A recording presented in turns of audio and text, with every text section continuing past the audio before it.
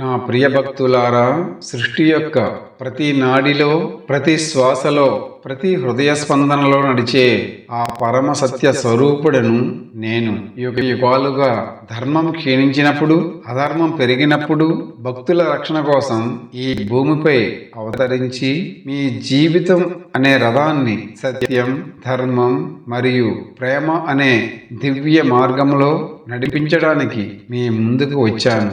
భక్తులారా, ఈ విశ్వం కేవలం కనిపించే ప్రపంచం మాత్రమే కాదు. ఇది దైవ చైతన్యంతో నిండిన ఒక మహా ప్రయాణం. ప్రతి జీవి ఈ ప్రయాణంలో ఒక ప్రయాణికుడు మాత్రమే. కొన్నిసార్లు మీరు సుఖాన్ని చూస్తారు, కొన్నిసార్లు దుఃఖాన్ని అనుభవిస్తారు, కొన్నిసార్లు విజయాన్ని పొందుతారు, మరి కొన్నిసార్లు పరీక్షలను ఎదుర్కొంటారు. కానీ ఈ అన్నింటికంటే ఒక గొప్ప సత్యం ఉంది. ఆ సత్యం ధర్మం. ధర్మమే జీవితం యొక్క దిక్సూచి. ధర్మమే మనసుకు శాంతి ఇచ్చే మార్గం. అందుకే నేను మీతో కొన్ని దివ్యమైన మాటలు పంచుకోవాలని మీ ముందుకు వచ్చాను. ఇవి కేవలం ఉపదేశాలు కాదు, ఇవి ఆత్మను మేల్కొల్పే జ్ఞాన కిరణాలు. మీరు ఈ మాటలను శ్రద్ధగా వినగలిగితే మీ హృదయంలోని చీకటి తొలగిపోతుంది, మీ సందేహాలు కరిగిపోతాయి. మీ జీవితం ఒక సాధారణ ప్రయాణం కాకుండా పరమాత్మ వైపు తీసుకువెళ్ళే ఒక దివ్య యాత్రగా మారుతుంది. ఈ లోకంలో ప్రతి మనిషి ఒక యోధుడే. అతను కత్తి పట్టుకుని యుద్ధ రంగంలో నిలబడకపోయినా జీవితం అనే మహాయుద్ధములో ప్రతిరోజు పోరాడుతున్నాడు. కొన్నిసార్లు అతని శత్రువులు బయట ఉండవచ్చు, కానీ చాలాసార్లు అతని పెద్ద శత్రువు అతని అంతరంగంలోనే ఉంటుంది. భయం, సందేహం, అహంకారం, కోపం మరియు నిరాశ రూపంలో ఈ భావాలు మనిషి బలాన్ని నశింపజేస్తాయి. కానీ జ్ఞానం, ధైర్యం మరియు విశ్వాసం. భక్తులారా, యుద్ధ భూమిలో అర్జునుడు కూడా ఇదే సందేహంలో నిలబడ్డాడు. అతని చేతులు వణికాయి, అతని హృదయం భారంగా మారింది. అప్పుడు నేను అతనికి చెప్పింది ఇదే: నీ ధర్మాన్ని అనుసరించు. ఒక యోధుడి ధర్మం యుద్ధం చేయడం అయితే, ఒక మనిషి ధర్మం సత్యంగా జీవించడం.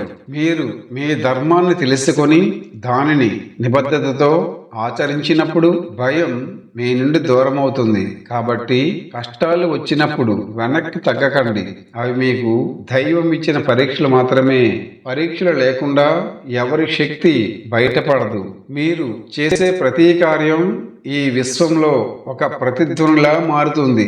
మీరు ఒక మాట మాట్లాడినప్పుడు, ఒక పని చేసినప్పుడు, లేదా ఒక ఆలోచన చేసినప్పుడు అది విశ్వంలో ఒక విత్తనం లాంటిది. ఆ విత్తనం ఎప్పుడో ఒక రోజు ఫలితంగా తిరిగి మీ దగ్గరకు వస్తుంది.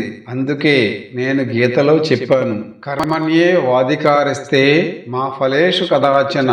అంటే మీకు కర్మ చేయడంలోనే అధికారం ఉంది, ఫలితంపై కాదు. ఈ సత్యాన్ని గ్రహించిన వాడు నిజమైన స్వేచ్ఛను పొందుతాడు. ఎందుకంటే అతను ఫలితాల బంధనంలో ఉండడు.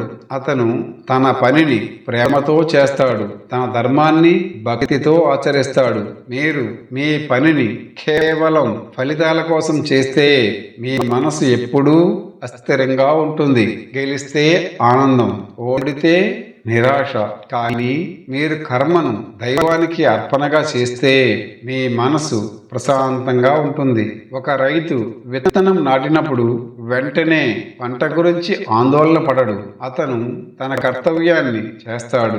నేలను దున్నుతాడు, నీరు పోస్తాడు, మొక్కను కాపాడుతాడు. అలాగే మీరు కూడా మీ కర్తవ్యాన్ని చేయండి. ఫలితాన్ని కాలం మరియు దైవానికి వదిలేయండి. నా భక్తులారా, మనస్సు అనేది ఒక గుర్రంలా ఉంటుంది. అది నియంత్రణలో లేకపోతే మనిషిని ఎక్కడికైనా తీసుకువెళ్తుంది. కోపం, కామం, లోభం అనే 3 అగ్నులు మనసును కాల్చివేస్తాయి. కానీ జ్ఞానం అనే జలధార వాటిని శాంతింపజేస్తుంది. గీతలో నేను చెప్పినట్లు తన ఇంద్రియాలను జయించినవాడు నిజమైన విజేత. ఒక రాజ్యాన్ని గెలుచుకోవడం గొప్ప విజయం కాదు, తన మనసును గెలుచుకోవడం గొప్ప విజయం. మీరు మీ మనసును నియంత్రించగలిగితే ప్రపంచం మీకు బానిసవుతుంది. ఒక సరస్సు మీద గాలి వీచినప్పుడు అలలు వస్తాయి, కానీ గాలి ఆగినప్పుడు నీరు మళ్ళీ ప్రశాంతంగా మారుతుంది. అలాగే మనసులోని ఆలోచనలు కూడా అలలాంటివి. మీరు ధ్యానం, విశ్వాసం మరియు సత్కర్మల ద్వారా మీ మనస్సును స్థిరంగా ఉంచితే ఎలాంటి పరిస్థితి వచ్చినా మీరు కదలరు. ఒక పర్వతం తుఫాన్లో కూడా కదలదు కదా, అలాగే స్థిరమైన మనసు కూడా కష్టాల ముందు కదలదు. ఈ ప్రపంచంలో ఉన్న ప్రతి జీవి ఒకే పరమాత్మ యొక్క భాగమే. మీరు ఒకరిని ద్వేషించినప్పుడు నిజానికి మీరు మీలో ఉన్న అదే దైవాన్ని ద్వేషిస్తున్నట్లే. ప్రేమ, కరుణ మరియు దయ ఇవే నిజమైన ధర్మం. మీరు ఇతరులకు సంతోషం కలిగిస్తే అదే సంతోషం మీ జీవితంలో పుష్పంలా వికసిస్తుంది. మీరు ఇతరులకు బాధ కలిగిస్తే అదే బాధ ఒక రోజు మీ జీవితంలో ముళ్ళులా మారుతుంది. ఈ సృష్టి ఒక గొప్ప సమతుల్యతపై నిలబడి ఉంది. మీరు ప్రకృతిని గౌరవిస్తే ప్రకృతి కూడా మిమ్మల్ని కాపాడుతుంది. మీరు జీవులను ప్రేమిస్తే జీవితం కూడా మిమ్మల్ని ప్రేమిస్తుంది. కాబట్టి ఎప్పుడూ కరుణతో జీవించండి. మీ మాటలు ఇతరులకు ధైర్యం ఇవ్వాలి. మీ చేతులు ఇతరులకు సహాయం చేయాలి. మీ హృదయం ఇతరుల బాధను అర్థం చేసుకోవాలి. ఇదే నిజమైన యోగం. దేవాలయంలో ప్రార్థన చేయడం మాత్రమే భక్తి కాదు, ప్రతి ప్రాణిలో దేవుణ్ణి చూడడం నిజమైన భక్తి. నా ప్రియ భక్తులారా, జీవితంలో కొన్నిసార్లు చీకటి ఎక్కువగా కనిపిస్తుంది, ఆశలు విరిగిపోతాయి, మార్గం కనిపించదు. అప్పుడు మీరు ఒంటరిగా ఉన్నట్లు అనిపిస్తుంది. కానీ గుర్తుంచుకోండి, మీరు ఎప్పుడూ ఒంటరిగా లేరు. నేను ప్రతి హృదయంలో నివసిస్తూనే ఉన్నాను. మీరు నన్ను విశ్వాసంతో పిలిచినప్పుడు నేను మీలోనే ఉన్నా ధైర్యంగా, జ్ఞానంగా మరియు శాంతిగా ప్రత్యక్షమవుతాను. ఒక దీపం చీకటిని తొలగించడానికి ఎంత చిన్నదైనా సరిపోతుంది. అలాగే మీలో ఉన్న విశ్వాసం కూడా ఎంత చిన్నదైనా అది మీ జీవితాన్ని వెలుగుతో నింపగలదు. కాబట్టి నిరాశకు లోనవ్వకండి. ప్రతి హృదయం ఒక కొత్త ప్రారంభం, ప్రతి కష్టం ఒక కొత్త పాఠం, ప్రతి అనుభవం ఒక కొత్త జ్ఞానం. మీరు పడిపోతే లేవండి, మళ్ళీ ముందుకు నడవండి. యోధుడు ఎన్నిసార్లు పడిపోయినా చివరికి నిలబడే వరకు యుద్ధం ఆపడు.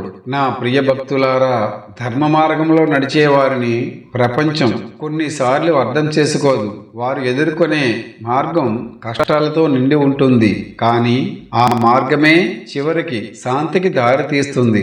ఒక విత్తనం నేలలో పోడ్చబడినప్పుడు అది చీకటిలో ఉంటుంది, కానీ అదే విత్తనం తరువాత ఒక పెద్ద వృక్షంగా మారి వేల మందికి నీడనిస్తుంది. అలాగే మీ జీవితంలో వచ్చే కష్టాలు కూడా ఒక రోజు మీ బలంగా మారుతాయి. మీరు నిజాయితీగా, ధర్మంతో జీవించినప్పుడు మీ జీవితం ఇతరులకు ఒక దీపంలా మారుతుంది. మీ ఉదాహరణ ఇతరులకు మార్గదర్శకంగా ఉంటుంది. కాబట్టి ఎప్పుడూ సత్యాన్ని అనుసరించండి, ధర్మాన్ని కాపాడండి, ప్రేమను పంచండి. నా భక్తులారా, గుర్తుంచుకోండి, మీరు చేసే ప్రతి మంచి ఆలోచన ఒక ప్రార్థన, మీరు చేసే ప్రతి సత్కర్మ ఒక యజ్ఞం, మీరు పంచే ప్రతి ప్రేమ ఒక పూజ. నీ హృదయం పవిత్రంగా, స్వార్థం లేకుండా ఉంటే నేను అక్కడే నివసిస్తాను.